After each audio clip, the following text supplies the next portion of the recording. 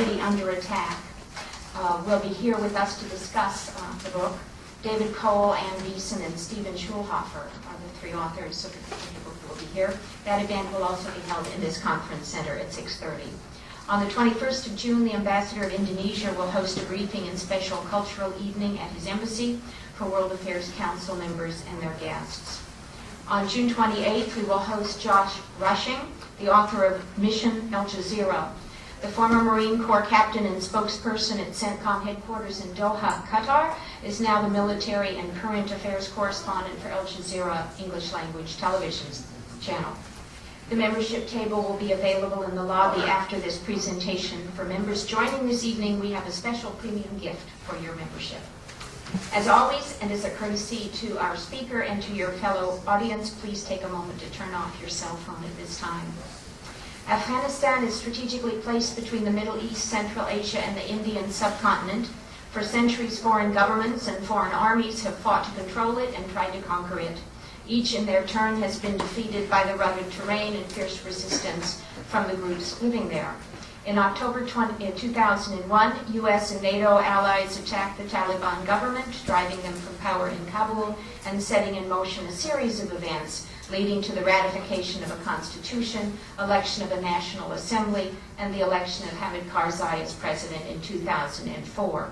However, while U.S. attention has been drawn to Iraq in the past 4 years, the Taliban have staged a comeback of sorts. Huge areas outside the capital are controlled by the warlords, and Afghanistan still produces approximately 90% of the world's opium crop.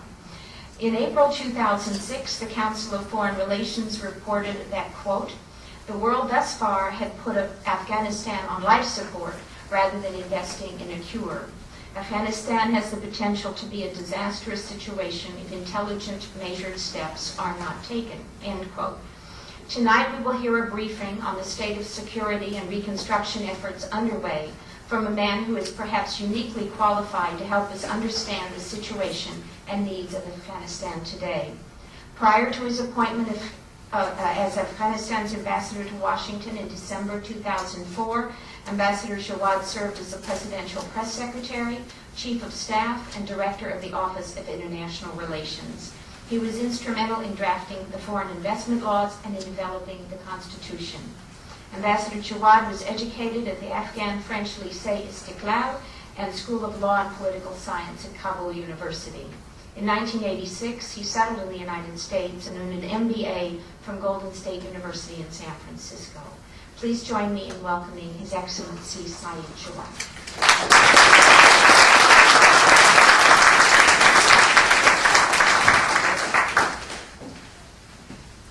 Thank you very much for your kind introduction. Good afternoon, and it's always a pleasure being among friends once again. And I particularly would like to recognize the efforts of the World Affairs Council of Washington, D.C. and many other World Affairs Councils in bringing policymakers and people together. I've been in this position for close to 4 years, and I've traveled to over 17 states, and in many instances I have spoken to different World Affairs Councils, to the audience, and it's great to have this opportunity to speak with a group of informed individuals. I will speak briefly today about the security in Afghanistan, the international corporations that exist in Afghanistan to secure Afghanistan, the challenges that we are facing today in Afghanistan, as well as some of the regional factors, the role of our neighbors in the stability process in Afghanistan, the issue with the problem of narcotics, and as well as the funding and the international assistance that's been taking place in Afghanistan. I would like to keep my remarks brief, so we'll have also a chance for dialogue and conversation.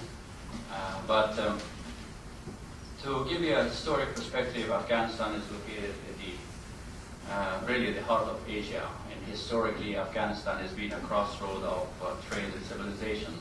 The historic Silk Road not only transported goods from part of China all the way to Afghanistan, to Europe, but also, and more importantly, knowledge. It was also a bridge of civilizations and culture.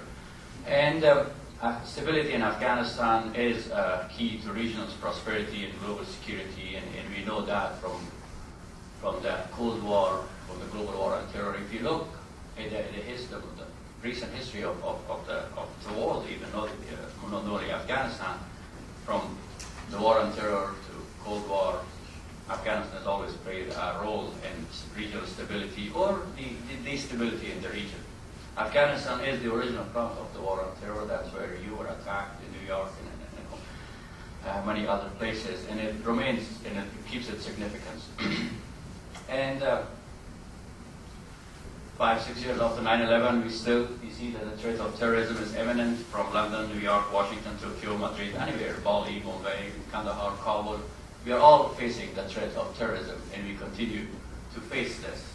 That threat, on one hand, creates actually a serious threat for regional stability, for global security, but on the other hand, it also united many people across the world to fight this threat together.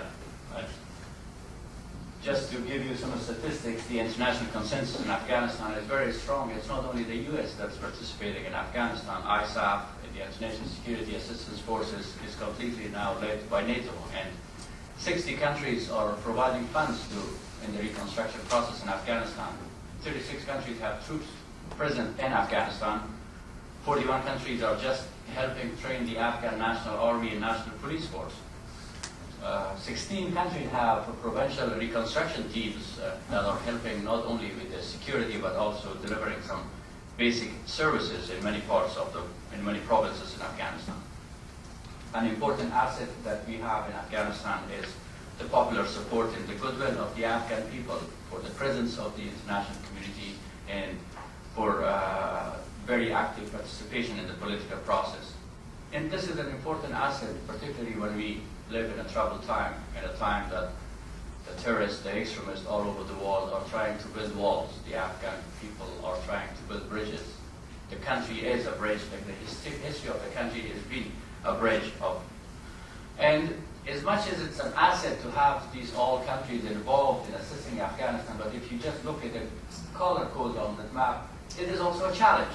When you have 16 different countries having PRTs in the country, when you have 36 countries having troops in Afghanistan, it is the issue or the task of coordination is very difficult. We have, as you know, NATO for the first time is stepping out of its traditional sphere of operation, which was basically Europe, and was basically defending itself within its boundary against an invading army. Now it's getting out and it's going to a fourth place like Afghanistan, and it's fighting the war on terror. So a completely new mission.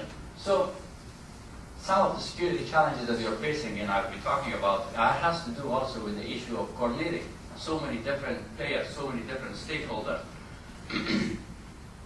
And today we face security challenges in Afghanistan.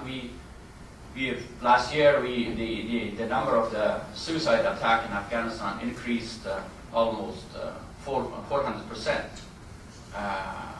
4,000 Afghans have lost their life in Afghanistan due to the terrorist attacks and terrorist activities. Suicide attacks went up 600%, I'm sorry, but from only 27 in 2005 to over 139 in 2006. And this is a new phenomenon in Afghanistan. Unfortunately, we were forced for many years to fight the Soviets and others, and in the history of the country, we never had suicide bombing. We had 200,000 U.S. Soviet soldiers in Afghanistan, a lot of them in big cities, but there was no one single incident of suicide bombing, while we fought them very hard. This is due to the infusion of the extremism into the Afghan society that took place for many years. A foreign element that foreign money and also foreign ideologies play a very role in it. So this year we have had close to 60 suicide attacks already in many parts, and particularly in big cities, in Kabul, in Kandahar, many other cities. Cross-border infiltration into Afghanistan has increased 300% the past years. And we see more and more sophistication as far as use of IEDs and methods that's being implemented generally first in Iraq. They are being copied and are taken over to Afghanistan. We are witnessing a growing cooperation between Taliban and the drug lords in Afghanistan. And there was a lot of talk up to a couple of weeks ago even about a spring offensive of the Taliban, which